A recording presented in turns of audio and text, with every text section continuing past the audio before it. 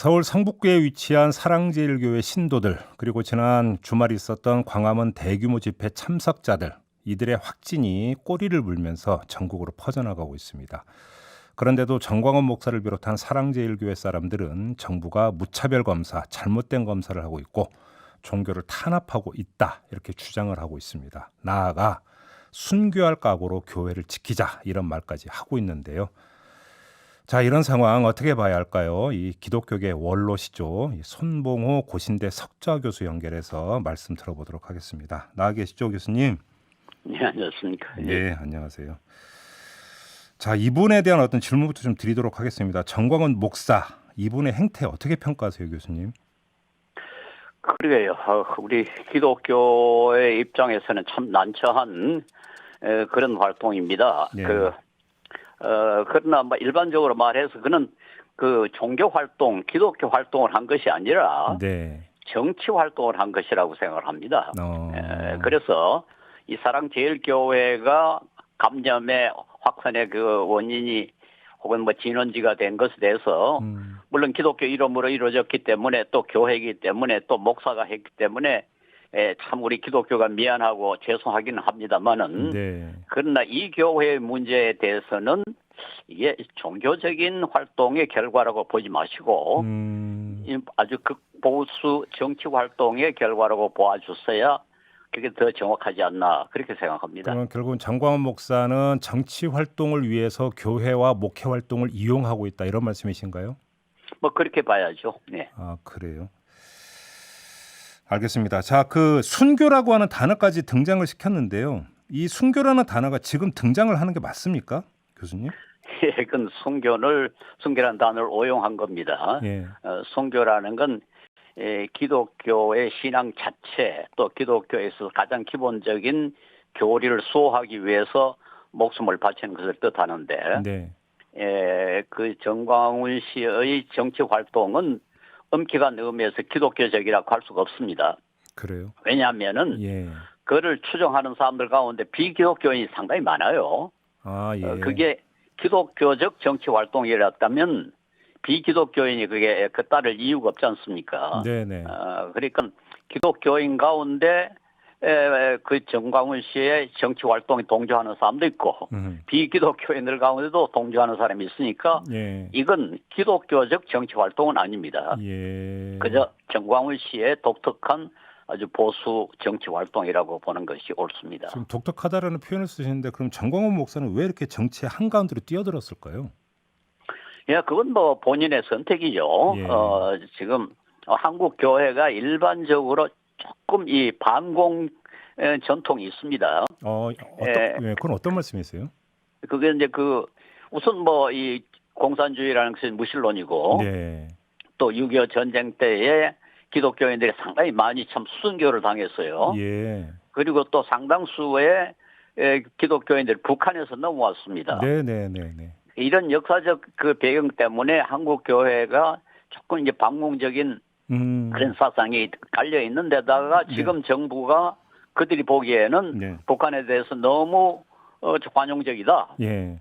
이건 나라를 위험하게 하는 거다. 이런 거룩한 확신을 가지고 있습니다. 아하. 근데 이걸 우리 정광훈 씨도 물론 그 중에 한 사람이고 네. 또 그가 아주 막말을 하고 그렇게 하니까 뭐 속이 시원하다 할까요? 네. 그와 동조하는 사람들을 속이 시원하다 생각하니까 이렇게 많은 사람들이 따르는 거죠. 예. 그래요. 알겠습니다. 근데 어제 사랑제일교회 정광훈 목사가 일간지에 냈던 그 광고가 있거든요.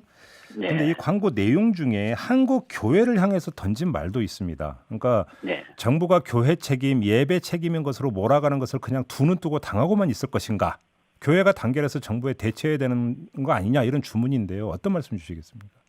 첫째 뭐 사랑제일교회를 제외하고 또 몇몇 교회가 이 감염 진원지 역할을 한 것이 사실 아닙니까? 예. 그건 또 아신 교회가 마땅히 지켜야 할 방역 수칙을 지키지 않았기 때문에 일어난 것이기 때문에 이런 것에 대해서 교회가 항의를 하거나 변명할 여지는 전혀 없습니다. 기독교는 생명을 굉장히 중요시하고 특별히 남의 이웃의 생명을 철저히 보호해야 되는 그런 전통이 있고 뭐 교리도 그렇죠.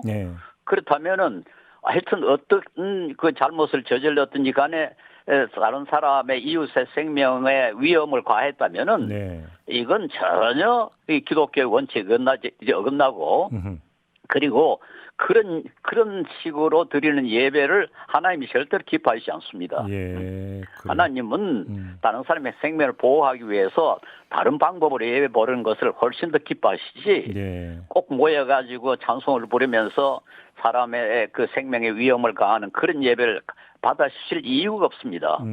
그러니까 교회가 이에 대해서 항의할 권리가 전혀 없고요. 네.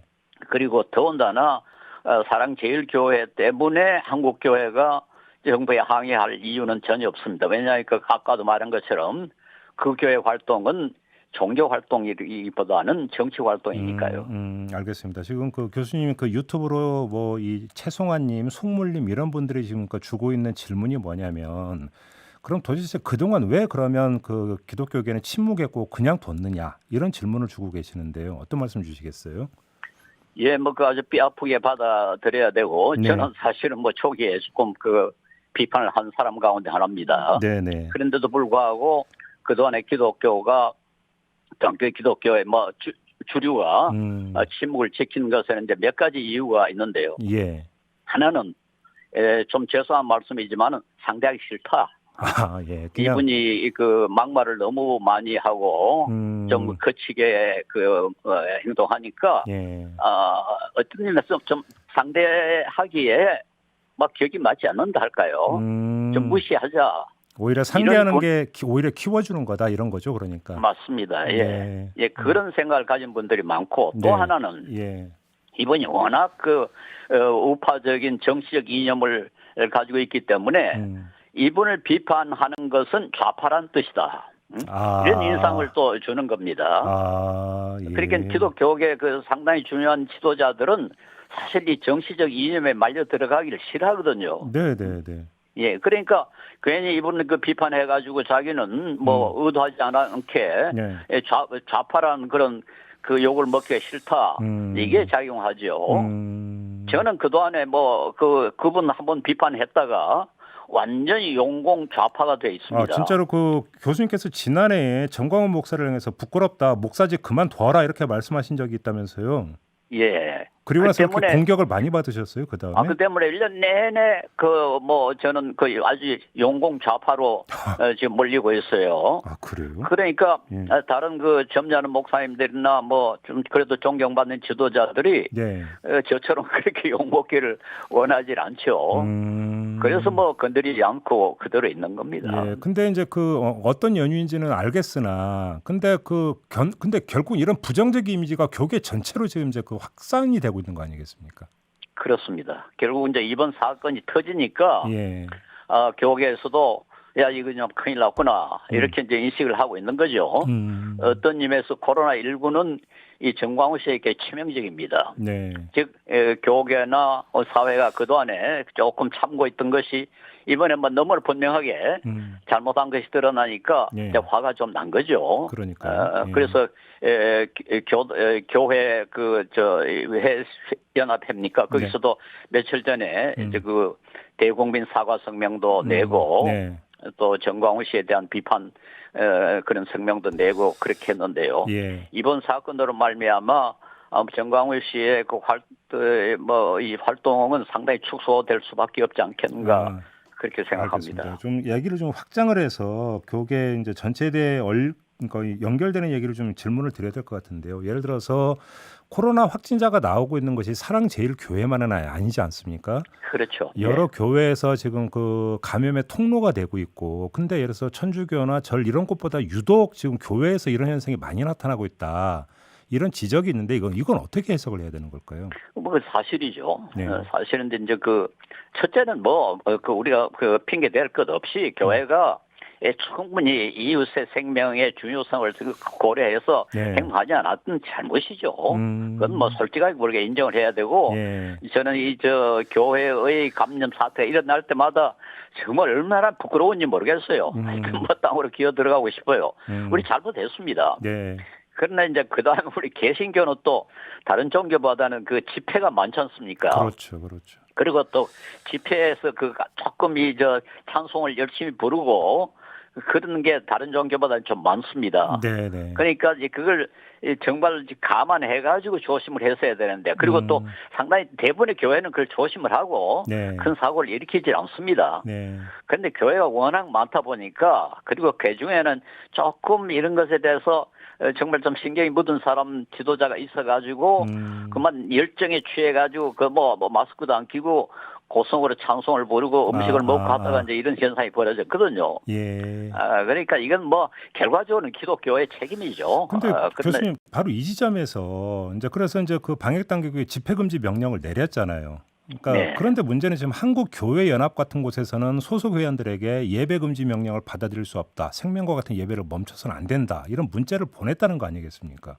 예, 뭐 그랬다는 소식을 들었어요. 저는 예. 굉장히 화가 났고요. 예. 저는 그 기독교의 주류의 그 지도자들이 그렇게 한 건 아니라고 생각을 합니다. 네. 그건 전혀 그 상식에도 맞지 않고 기독교의 원칙에도 맞지를 않아요. 네.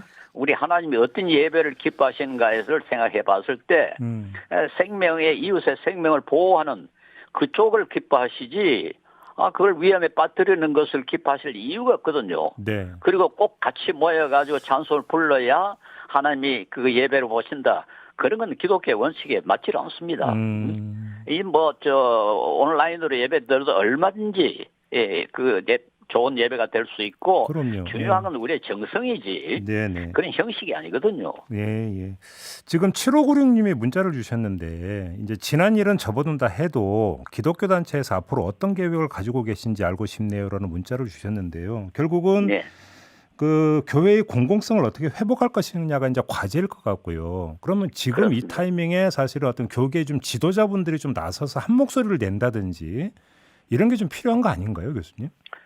예, 좀 그렇게 했으면 좋겠습니다. 뭐 저는 그만한 그 지도자 위치에 있질 않으니까 또 나이도 많고 해서 나서기는 좀 어렵습니다만은 네. 저는 이번 기회가 예. 아주 한국 교회가 개혁할 아주 좋은 기회라고 생각을 합니다. 예. 그동안에 한국 교회의 여러 가지 그 약점들이 이번에 다 폭로되는 것 같아가지고 이번에 아주 근본적으로 개혁이 일어나서 예. 좀 정말로 좀 이 공공성에 대한 관심이 늘어야 됩니다. 본래 기독교는 그 정치적인 방법으로 자기 이익을 구하는 그런 정도의 종교가 아니거든요. 예. 예수님은 그 정치 지도자가 되라는 유혹을 엄청나게 받았는데도 불구하고 끝까지 거부하고 희생하고 십자가에 돌아가심으로 네. 이 세상을 바꾸는 그런 그 종교를 만들었는데 그 원칙에 우리가 다시 충실해야죠. 그래서 기독교는 철저히 낮아지고 네. 철저히 봉사하고 이 손해보고 특별히 손해를 봐야 됩니다. 네. 그리고 이 돈이 신이 되어 있는 이 세상에서 돈 좀 무시하고 이 이웃을 위해서 봉사하는 그런 공공성을 회복하는 그런 기독교로 한국 교회가 거듭나야 된다고 생각하고 이번은 아주 좋은 기회가 아닌가 저는 그렇게 더 바라고 있습니다. 알겠습니다. 지금 그 보도에 따르면 사랑제일교회 그다음에 정광훈 목사가 오늘 뭐 대국민 성명도 발표하고 기자회견도 예정을 하고 있다고 하는데요. 마지막으로 교수님 정광훈 목사나 이 정광훈 목사를 따르면서 지금 그 방역에 협조하지 않고 있는 분들한테 꼭 그 말씀을 주신다면 어떤 말씀 주시겠어요? 예, 그 부디 그 우리 십자가에 달리신 예수님을 좀 생각하시고 네.